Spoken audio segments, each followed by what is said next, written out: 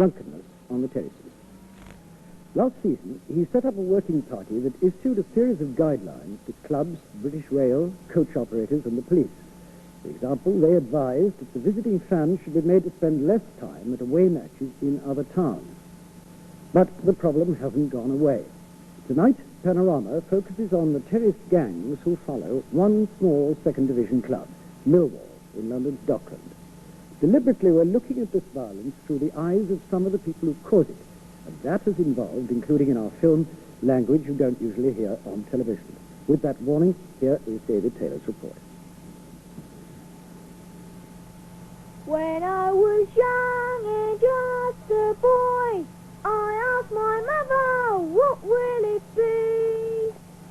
Will it be Arsenal? Will it be Spurs? Here's what she says to me.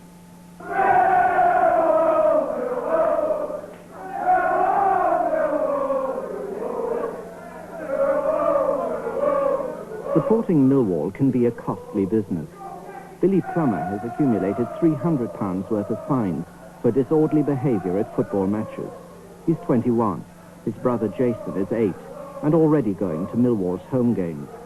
If Jason's not to follow in Billy's footsteps, it will take more than fines and fences to stop him.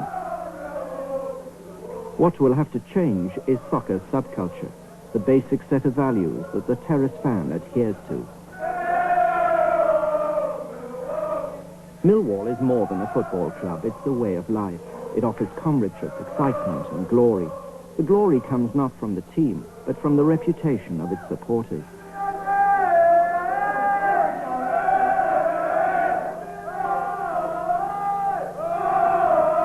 We're always in the sort of second and third, but people are frightened of us all over England.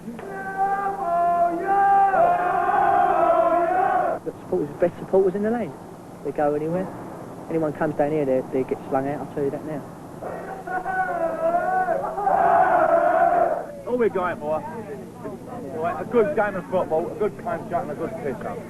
And that's all about Millwall.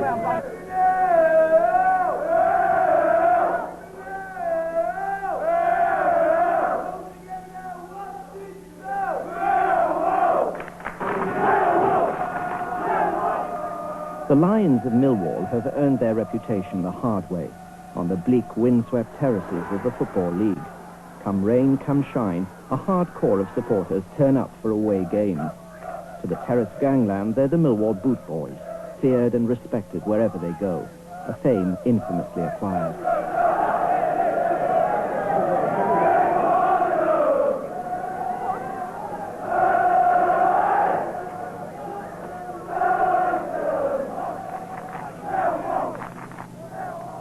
Like any other set of supporters, they cheer on their team, question the referee's parentage, exchange pleasantries with the police, whom they call the Old Bill, and goad the opposition. But within Millwall's terrace army, there are divisions. At the bottom of the hierarchy are the youngsters. They call themselves the halfway line, and when it comes to aggro, they imitate their elders. But as they grow older, they have a career choice to make. Some of them graduate to treatment. They're the ones in the surgical masks. Although one of Millwall's heavy mobs, treatment don't pick fights, but they're always there when they happen. In the trench warfare of the terraces, it's F Troop who go over the top.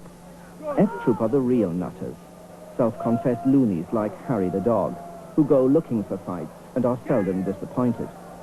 The difference between F Troop and treatment was clearly illustrated when Millwall were away to Sunderland.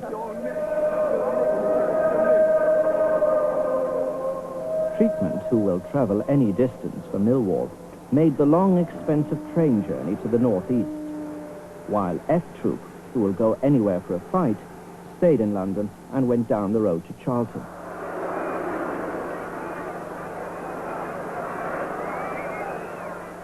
Charlton were playing Millwall's traditional enemy, Tottenham. 5 minutes into the game, this happened. The papers called it a terrace rampage.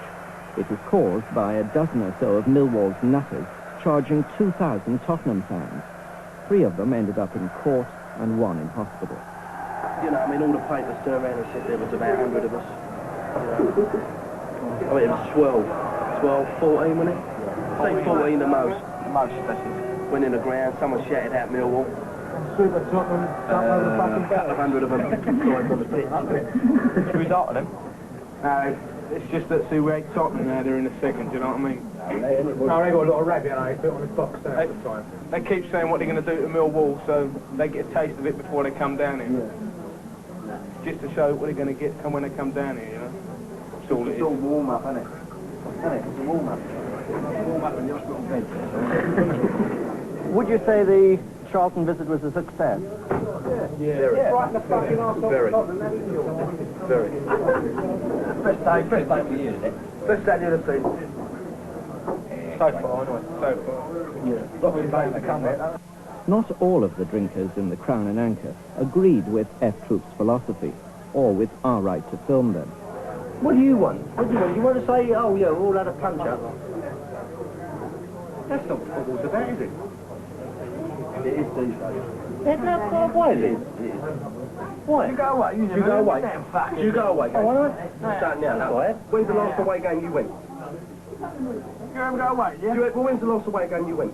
What are you talking about away? You go away every week. Not every week, no. You have to put up all the verbal we take every week. Yeah, but why should you have to take verbal? We don't, because I've been brought up like that. If someone has a go at me, I'll have a go at them. Yeah, oh, I agree with it. And I won't take it from a northerner. But why? Well, because I won't. I won't. Would you? I've been following it. I'll tell you what, I've been following it years. I've been following this club for years. Yeah, and I mean right. years. Yeah. You know what I mean? And I'm not going away for some dirty northern punts to spit all over me. If he spits over me, I'll put a fucking pint glass in his head. There's no doubt that F Troop are Millwall's crazy gang, but the comfortable assumption that they're the only ones who fight on the terraces is far from being the truth. Fighting, or rucking as it's called, is bred in the bone, and in the pubs of southeast London, it's a constant topic of conversation.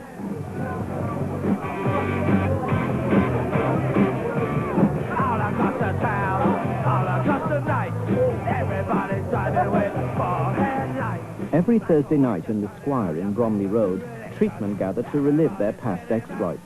Distant battles lodged in the memory like so many pieces of shrapnel. Old vendettas endlessly repeated. Sunderland, well... Sunderland, who went to Sunderland? 50 stood at Sunderland, the Taurus Millwall supporters, 120 travelled, 70 sat in the seats, about 40 of us stood on the terraces. Come back alive. Rugby, yeah, you know what I mean? Right, we all come back alive, didn't we? Look at the Portsmouth, we went down Portsmouth. We had 20 men in here, done nothing, they started throwing bricks, bottles at us. Yeah. You hit someone back and you get nicked £50 fine. Put it in a geezer back who just bottled you.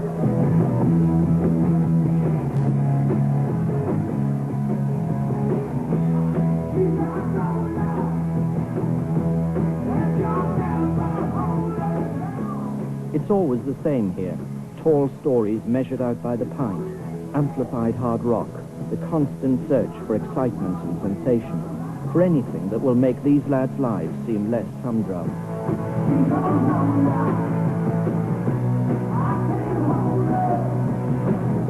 In such a charged atmosphere, tempers are short, and physical violence easily provoked. Oh, they're down there now.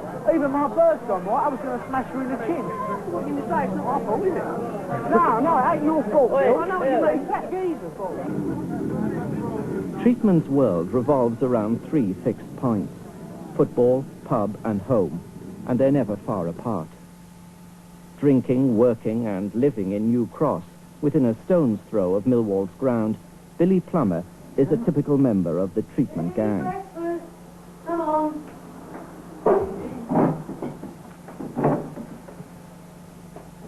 He left school at 13 and is well aware of his limited horizons. I love me mum, you know. Love me mum, of course. Anyone loves their mum, don't they? But I've never had a dad in the respect of a dad. My real dad left home, well, he didn't, my mother kicked him out. Because he used to come home and beat her up and all that, you know what I mean? Second dad, he's inside at the moment.